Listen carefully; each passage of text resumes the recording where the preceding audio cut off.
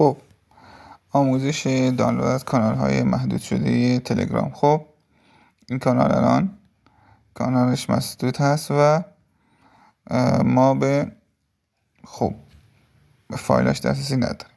خب ابتدا برنامه RS فایل منیجر رو نصب میکنیم و از این قسمت وارد اینترنال استوریج اندروید دیتا.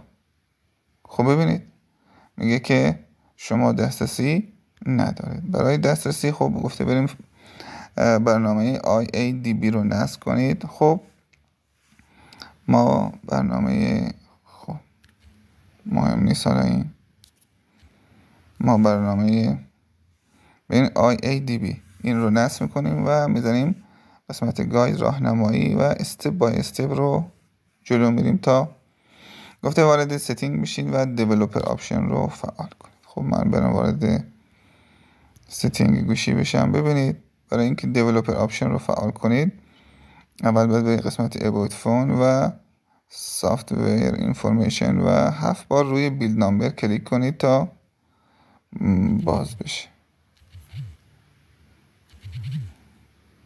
خب دیولپر آپشن فعال شد و از این قسمت دیولپر آپشن خب گفته برید شما USB دیباگینگ رو فعال کنید. بله باز وایرلس دیباگینگ رو فعال کنید ایرم و دقت کنید حتما باید وای فایتون وصل باشه، با دیتا نمیشه، حتما باید به وای فای وصل بشه. خب چون که خب باید وایرلس دیباگینگ میشیم و از اینجا شما گزینه باز بریم ادامه ببینیم چی گفته. ببینید دیولپر آپشن، USB دیباگینگ و وایرلس دیباگینگ همه رو فعال کردیم. گفته که و پیرینگ رو بزنید. خب گفته باز برگردید اینجا و گزینه پیرینگ رو بزنید. خب پیرینگ رو من زدم، این علامتش اینجا اومد. خب دوباره بریم وارد USB دیباگینگ میشیم و گزینه پیر وید پیرینگ کد گزینه دوم رو میزنید. بله 75 64 96 اینجا هم علامتش اومد. کد رو وارد میکنیم 75 64 96. خب اینجا ببینید پیرینگ سکسسفول اومد. خب حالا ما دیگه به این پوشه ببینید باید به این پوشه برگشت بزنم اندروید دیتا باید دسترسی داشته باشیم. خب من یه بار دیگه وارد پیرینگ اینجا استارت نکردم. خب پیرینگ انجام شد، حالا استارت IADB ببینید بله این که فعال شد. اینجا IADB is running که اومد.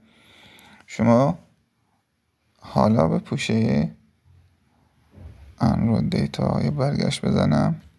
خب اندروید دیتا بله ببینید شما به تمام فایل های سیستمی گوشی دسترسی دارید و از این قسمت تلگرام فایلز، تلگرام و تلگرام ویدیو خب یا تلگرام ایمیج.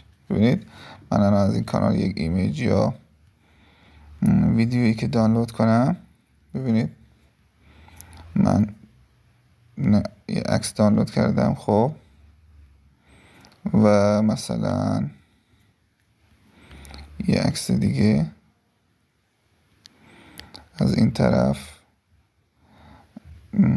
ادامه بدم، یه عکس دیگه چند تا عکس دانلود میکنم. حالا یک ویدیو هم اگر باشه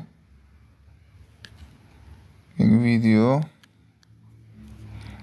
هم بزنم که دانلود بشه که مطمئن باشید. خب اینجا یک ویدیو رو هم زدم 6 مگابایت داره دانلود میشه. صبر کنید برای شما الان صفحه تیره است چون که نمیشه ضبط رو.